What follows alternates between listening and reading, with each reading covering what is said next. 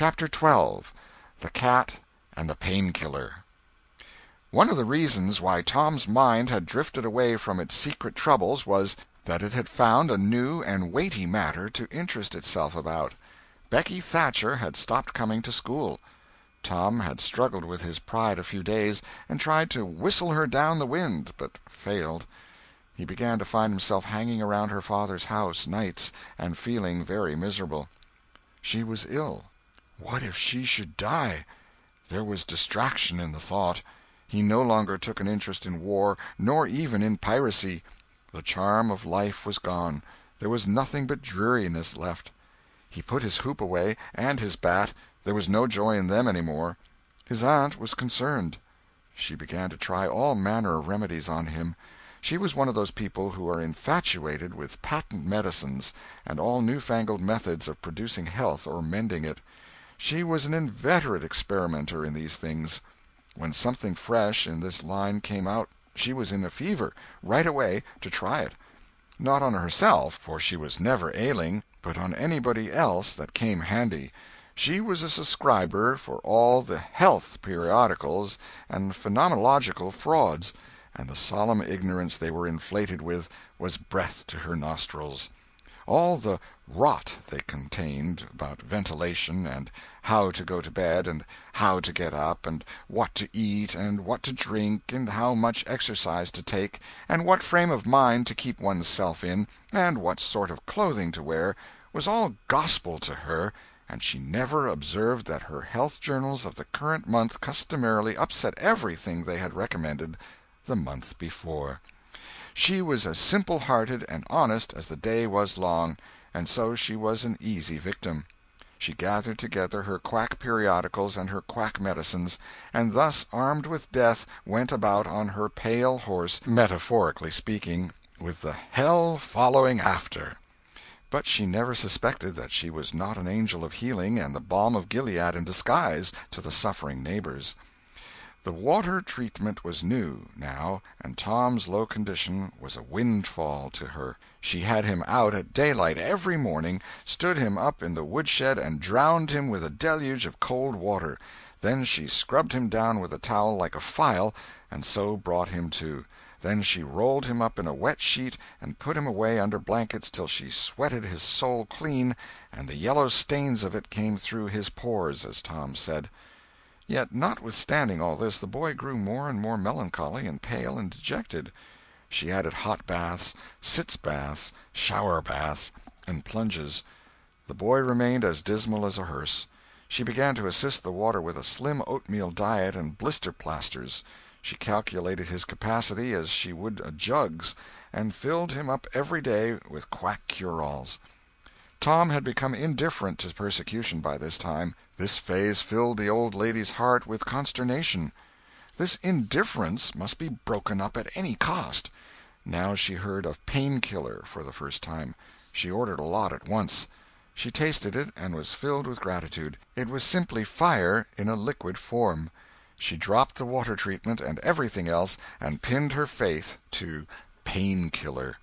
She gave Tom a teaspoonful and watched with the deepest anxiety for the result. Her troubles were instantly at rest, her soul at peace again, for the indifference was broken up. The boy could not have shown a wilder, heartier interest if she had built a fire under him. Tom felt that it was time to wake up. This sort of life might be romantic enough in his blighted condition, but it was getting to have too little sentiment and too much distracting variety about it. So he thought over various plans for relief, and finally hit upon that of professing to be fond of painkiller. He asked for it so often that he became a nuisance, and his aunt ended by telling him to help himself and quit bothering her. If it had been Sid, she would have had no misgivings to alloy her delight, but since it was Tom, she watched the bottle clandestinely. She found that the medicine did really diminish, but it did not occur to her that the boy was mending the health of a crack in the sitting-room floor with it. One day Tom was in the act of dosing the crack when his aunt's yellow cat came along, purring, eyeing the teaspoon avariciously, and begging for a taste. Tom said, "Don't ask for it unless you want it, Peter." But Peter signified that he did want it. You better make sure." Peter was sure. "Now you've asked for it, and I'll give it to you, because there ain't anything mean about me. But if you find you don't like it, you mustn't blame anybody but your own self." Peter was agreeable, so Tom pried his mouth open and poured down the painkiller. Peter sprang a couple of yards in the air, and then delivered a war-whoop and set off round and round the room, banging against furniture, upsetting flower-pots, and making general havoc. Next he rose on his hind feet and pranced around in a frenzy of enjoyment, with his head over his shoulder and his voice proclaiming his unappeasable happiness. Then he went tearing around the house again, spreading chaos and destruction in his path. Aunt Polly entered in time to see him throw a few double somersets, deliver a final mighty hurrah, and sail through the open window, carrying the rest of the flower-pots with him. The old lady stood petrified with astonishment, peering over her glasses. Tom lay on the floor, expiring with laughter. "Tom, what on earth ails that cat?" "I don't know, Aunt," gasped the boy. "Why, I never seen anything like it. What did make him act so?" "'Deed I don't know, Aunt Polly. Cats always act so when they're having a good time." "They do they?" There was something in the tone that made Tom apprehensive. "Yes'm. That is, I believe they do." "You do?" "Yes'm." The old lady was bending down, Tom watching, with interest emphasized by anxiety. Too late he divined her drift. The handle of the tell-tale teaspoon was visible under the bed valance. Aunt Polly took it, held it up. Tom winced and dropped his eyes. Aunt Polly raised him by the usual handle, his ear, and cracked his head soundly with her thimble. "Now, sir, what did you want to treat that poor dumb beast so for?" "I done it out of pity for him, because he hadn't any aunt." "Hadn't any aunt, you numbskull! What has that got to do with it?" "Heaps. Because if he'd 'a' had one, she'd 'a' burnt him out herself.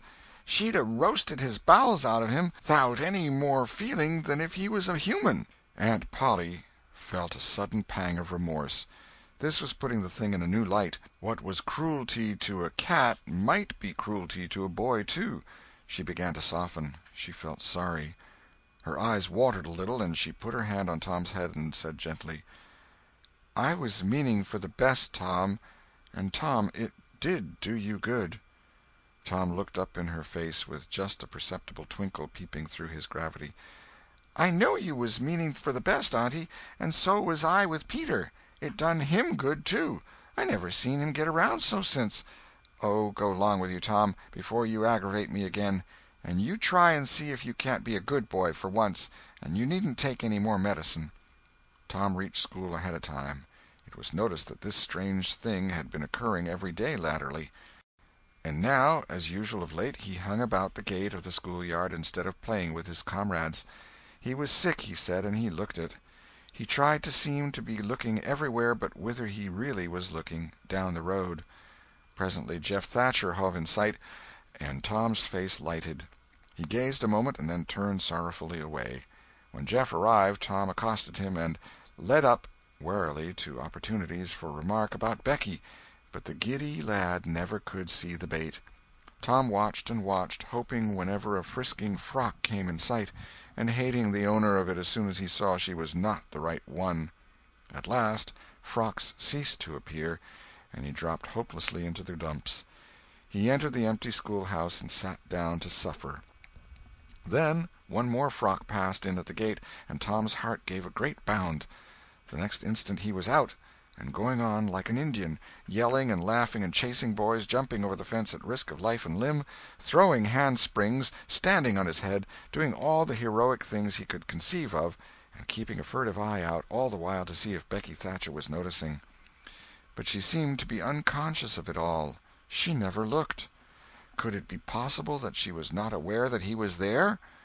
He carried his exploits to her immediate vicinity, came war-whooping around, snatched a body's cap, hurled it to the roof of the schoolhouse, broke through a group of boys, tumbling them in every direction, and fell sprawling, himself, under Becky's nose, almost upsetting her, and she turned, with her nose in the air, and he heard her say, "Humph! Some people think they're mighty smart, always showing off." Tom's cheeks burned. He gathered himself up and sneaked off, crushed and crestfallen. End of chapter 12.